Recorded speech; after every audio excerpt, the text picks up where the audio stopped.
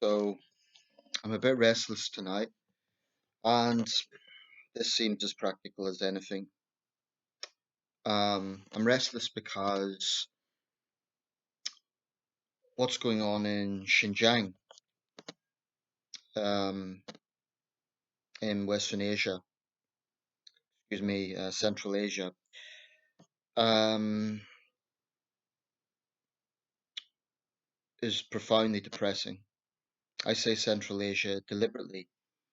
Technically and de facto, it is in Western China, but really, Uyghur culture has got virtually nothing to do with Chinese culture. Um, First of all, why am I depressed? I'm depressed because this is an ongoing situation. I was reading earlier today a book called Gulag by Anne Applebaum, and it is a comprehensive account of the Gulag camp system in the Soviet Union. Now, what's happening right now is actually on a similar scale in terms of the numbers involved. Estimate there's between 1.5 to 3 million people in those camps in China. And the Gulag system, that's the sort of numbers that pass through on an average year. The worst years of the Gulag system was actually the war years, but it did fluctuate quite a lot. Um, but frankly, what makes me mad as hell is the lies of the perpetrators and the distortion of their apologists. You know, I remember back in 2009, I believe it was, the unrest that occurred in Xinjiang. It was bloody unrest. About 150 people were killed in ethnic clashes between Han and Uyghur people. And there was innocent people killed on both sides. But the history of tensions with the Chinese state and its Muslim minorities actually has a very long history. And it's incredible how few people know about this. There were two events in the 19th century called the Dungan Revolt. I might be pronouncing that wrong, but the sort of casualty figures were phenomenal. And in an earlier event in the 18th century, this was both under the Qing dynasty, something called the Jungar Genocide. You can find articles about this online. There's Wikipedia articles, but they're not well-known events in the West or the East, and they definitely deserve a lot more attention because I think it points to China's long and troubled history with its Muslim minorities. Now, just for the record, I've never equivocated about my stance on hardline Islamism, and as much as I hate the CCP, I also hate pan-Islamist ideology. I believe that's a threat to the world, and sort of things that go on in conservative Islamic countries like Pakistan are, they trouble me just as much. The situation, blasphemy laws, and so on. Um, but I will never be convinced of the notion that collective punishment is the right answer to a problem. China had a few terrorist attacks. There was a knife attack in Kunming in 2014. There was an attack in Beijing, and there were a few other attacks across the country. Now, in the year 2014, Xi Jinping's regime used this as a pretext for its current program um, of mass punishment, basically. But this is getting more and more sinister. Recently, it was reported that Uyghur women are being forcibly sterilized. There is forced marriages between Han men and Uyghur women. The intention is clear: the Sinicization of Xinjiang as a region. Um, and this is something that has a long history in China. It happened in Tibet and it happened elsewhere as well. Um, I have a few questions about the denials around this. When this first started to be reported, communist officials said they hadn't heard of the camps. Now they go to acknowledging the camps, claiming the re-education centres. That inconsistency itself certainly raises serious questions. If they hadn't heard of them, then they ostensibly wouldn't exist. Now they're getting into the sort of response of scapegoating Western media like they always do when they are exposed. But even by the standards of the Communist Party, this makes Tiananmen Square look small. It's chilling. It's chilling. Now, am I saying that there is no Islamist problem in Xinjiang? No, I'm not saying that. Am I saying that there are absolutely no religious fanatics in Xinjiang? No. But I've looked at this from a lot of sources, and I don't see any evidence that would justify the mass incarceration of up to 3 million people. Um, if these people have committed crimes, then why aren't they being given trials? Where's the due process? This is a forcible punishment of an entire ethnic group of people. And if you look at Uyghur culture, it's a very, very distinctive culture. It's far, far more in common with the Turkic cultures of Central Asia, Kazakhstan, Tajikistan, and so on, than it does with China, Han China. In fact, it isn't just Uyghurs that are being persecuted. There are some Kazakhs and others, but the majority are Uyghurs. Um, if there's a slight sign of optimism, it's that the pendulum of countries that support China versus those who have condemned China has slightly balanced out. At first, I believe the figure was 54 countries supported China, 39, um, surprise, surprise, mostly Western democracies condemned China. Now, some of the countries that initially supported China, I believe it's dropped to 46. That's good news. What the reasoning is for that, I'm not sure.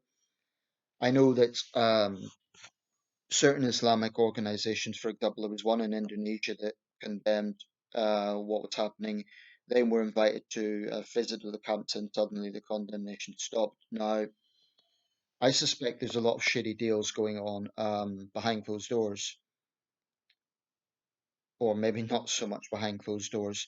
China is in a very, very powerful bargaining position. It's the world's second biggest economy. It's a major trading power. And I can actually understand, for example, a small Pacific nation being reluctant to criticize a rising superpower. So there is very much a David and Goliath situation in that. What I'm less forgiving of is bigger countries like Egypt and Pakistan, whose silence is deafening. And not just silence, actually, in the case of Egypt, condoning what China is doing. This is perverse when you think of it because it makes a mockery of the idea of the Ummah for a start, Muslim solidarity around the world. It just makes a mockery of that. So when the likes of Pakistan points fingers at Western countries for so-called Islamophobia, it's a bad joke. It's a bad joke when they are actively silent to what is happening on their doorstep. Now, from what I've seen of Uyghur culture, I don't see an intense Islamization there, like Salafi or Wahhabi style Islamization. The women hardly ever wear. I've never seen a Uyghur woman with a full veil. There may be some, but it seems to be a relatively moderate form of Islam that is practiced there. I could be wrong. I'm not saying that there is absolutely no Islamization, um, but even if there is, it wouldn't condone what China is doing. The sort of excuses have ranged from if we don't do this, China will become the next Syria or Yemen, which is absurd. Um, to just the usual line of biased Western media. But the thing is, they won't allow Western media full access. So how can they expect Western media to show the full story if they are limiting access? There's been a development today, which is that BBC World News has been blocked in China. This is unfortunate, but it was expected. I knew that when Ofcom banned CGTN, which I strongly welcome, um, I knew there would be a reprisal. It's obviously taken this form. Um, but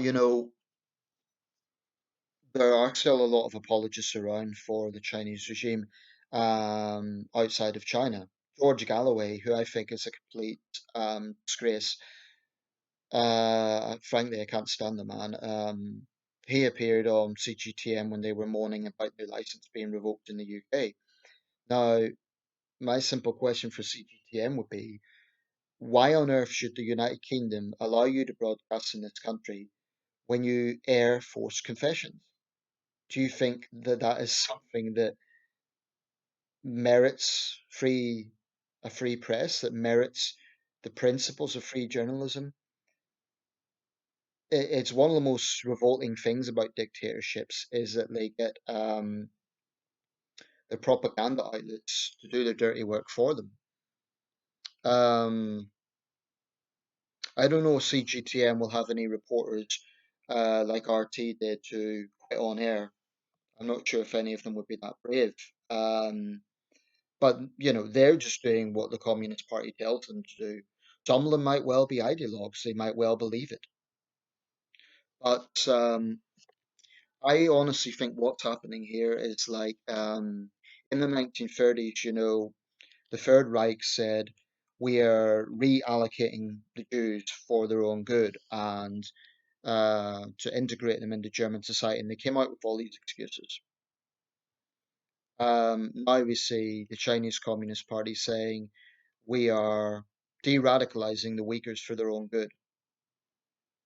But the sort of methods that they're using, the forced sterilization of Uyghur women, forced disappearances of Uyghur men, the the accounts that are coming out are truly horrifying.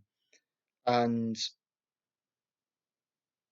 if if this is exaggerated, and if in the extremely unlikely event that it's all just not true, and the world has misunderstood China and it's all well intentioned, if that's the case, then China would really have no problem with allowing full access to these camps.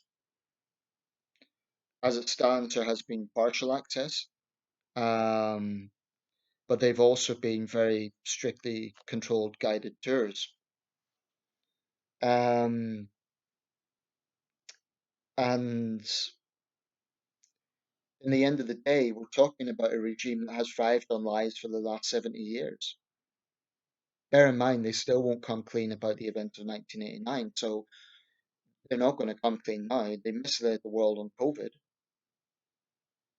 I believe the CCP is evil.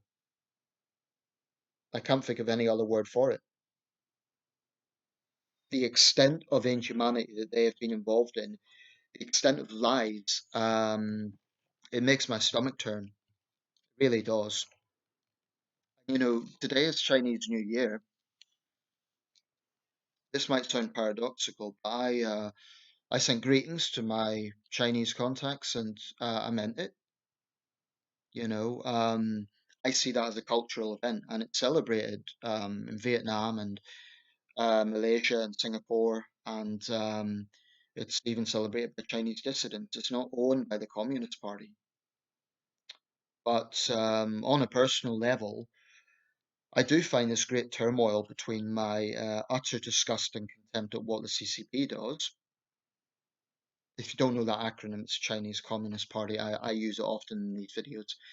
And not just that, not just their inhumanity, but the industrial scale lies, and also the way that they indoctrinate Chinese citizens to be so nationalistic and defensive, and blame everything on Western media. So I've got complete and utter contempt for that, but um, that's balanced with the fact that a large part of my life has been in China. not in China, but a lot of my adult life has involved China in some way. I worked and lived there twice. I've still got a lot of Chinese contacts. And I must admit, it has been a real personal struggle for me trying to balance my conviction on one hand versus my connections on the other. Incidentally, I never talk about these sort of issues with my Chinese friends because if it did, it would just I could see which way that would go.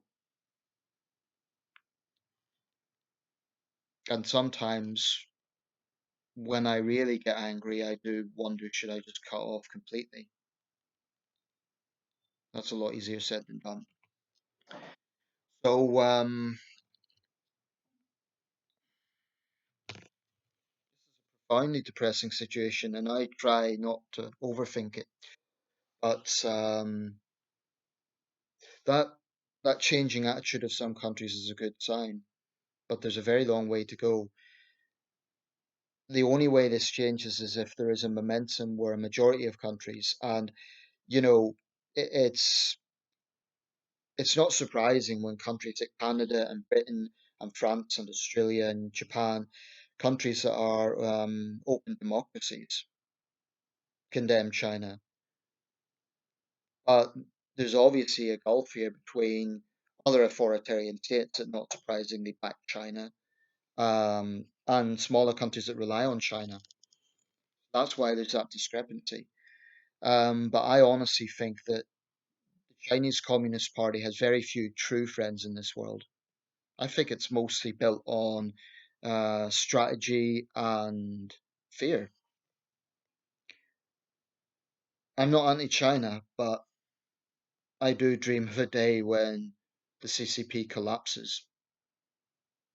It might be decades from now.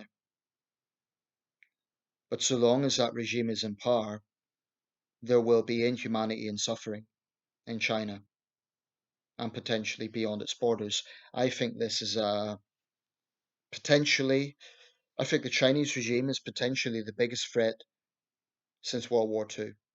And I'm even including the Putin regime. The thing about Islamism, it's a massive threat, but it's not a single country or a single, not even a single organization. I think it's a huge threat. But in terms of nation states, I believe that communist China poses a grave threat to the freedom of the world. I really do.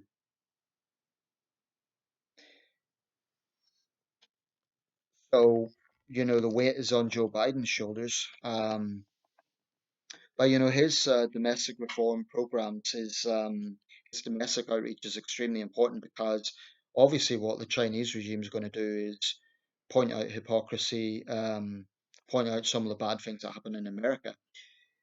So that's why Biden needs to push ahead with sorting out America's problems. I just feel such disgust and sadness and anger at this situation. I don't personally know any Uyghurs. I'm far more familiar with the Chinese culture, but this isn't something I've just seen off the spur and sort of thought, oh, well, that's what's happening. I've seen extensive videos, reports, accounts, and I just can't see any justification for what China is doing. If the Chinese government was specifically targeting terrorist cells or convicting people who have been found guilty with due process, planning terrorist attacks, fine. China's got a right to defend itself. But what they are doing is a collective punishment of an entire group of people. Genocide term, it's always contentious, but I do believe this fits a lot of the aspects of finding a genocide, the deliberate attempt to wipe out a way of life. I mean, what you'll see is on Chinese state media, they will show Uyghur culture, but that's amid the backdrop of the ever increasing Sinicization, and they do it under the guise of harmonizing people. It's incredibly misleading. The reality is this is subjugation. And behind those smiles, I think there is a real persecution going on. But one of the biggest aspects of this, and this is very much true of any situation in the 21st century, is an information war. Now, videos about the concentration camps are viewed in the millions, and there is a lot of them. There's a lot of archival information on this. But Beijing is fighting back with their lies and their propaganda. China Daily has its videos denouncing Western misinformation and so on. And, that's to be expected. But it's just absolutely sickening what they are doing. And I'll round this up.